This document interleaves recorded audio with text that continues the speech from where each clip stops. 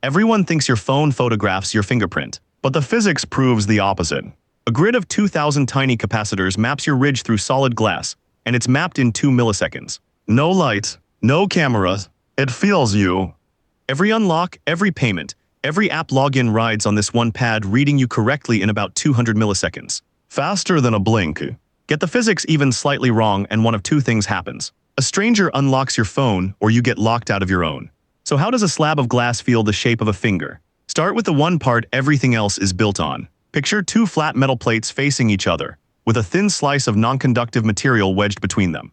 That sandwich stores a tiny amount of electrical charge. That's a capacitor. Here's the part that matters. How much charge it holds isn't fixed. It depends on what sits in that gap between the plates.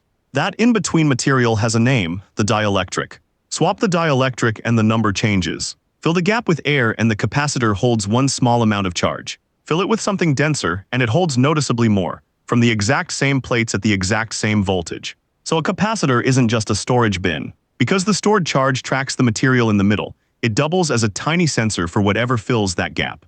Read the charge and you've indirectly measured what's between the plates. Remember that idea. The entire fingerprint sensor is one physical trick stretched across thousands of these.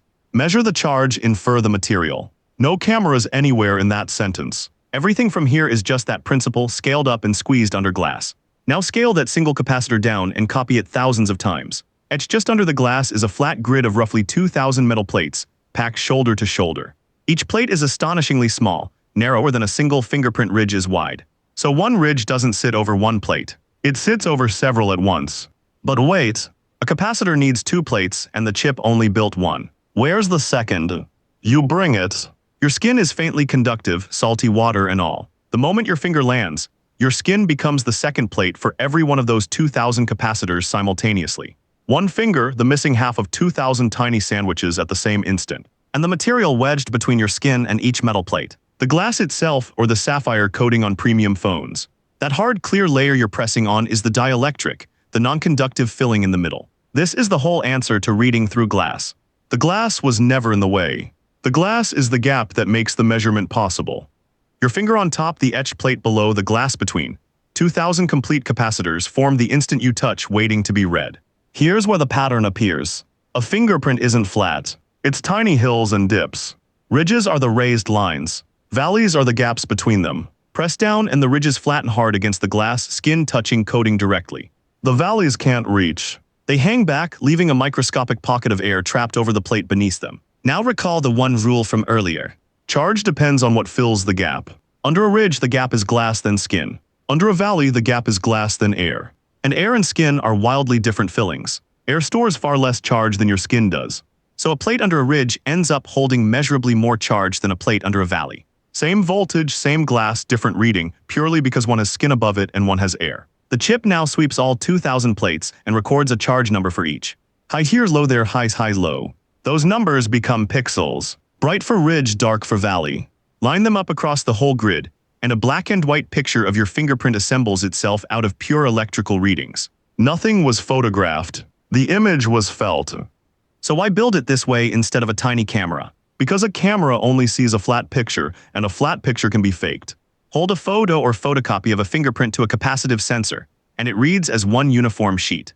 Paper isn't skin. It has no ridges standing proud and no valleys hanging back, so every plate reads nearly the same charge. No hills, no dips, no pattern. Rejected. That's the quiet strength here. It measures the live, three-dimensional shape of a real finger, not an image of one. The whole sweep and compare finishes in a fraction of a second, faster than you lift your thumb. And here's the part people get wrong about privacy. Your phone does not save a picture of your fingerprint. It converts that charge map into a math description, the coordinates of where ridges split and end, a set of numbers, not a photo. That description is the template. It's sealed inside a walled-off section of the chip, a secure enclave the rest of the phone can't read into. When you touch the sensor, a fresh reading is compared inside that vault, and only a yes or no answer comes out. The image of your finger never lives as an image. It was never stored as one. Now watch the whole thing run in one motion. You press. Your skin instantly completes 2,000 capacitors straight through the glass. Ridges press flat and hold high charge. Valleys hang back over air and hold low charge. The chip sweeps the grid, turns that pattern of high and low into a black and white ridge map, then boils the map down to a template of numbers. It compares that template against the sealed one in the vault, match, and the phone unlocks all inside roughly 200 milliseconds. That single blink is the whole trick. And the part that felt like magic, reading a finger through solid glass, was never magic at all. The glass isn't an obstacle the sensor fights through. The glass is the dielectric, the middle of every capacitor, a working part of the measurement itself. That's the promise this whole video was built on landed.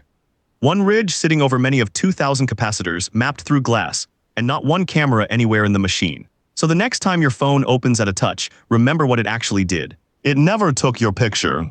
It built a charge map of 2,000 tiny gaps and read the electrical shape of you. But there's another way to feel a finger through a screen, using sound instead of charge. Ultrasonic in-display sensors bounce silent pulses off your ridges. That's the next box we open.